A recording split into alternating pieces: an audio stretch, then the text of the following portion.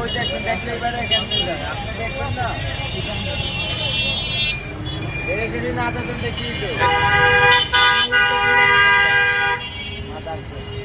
ক্যামেরায় অ্যাক্সিডেন্ট ভাই, অন ক্যামেরায়।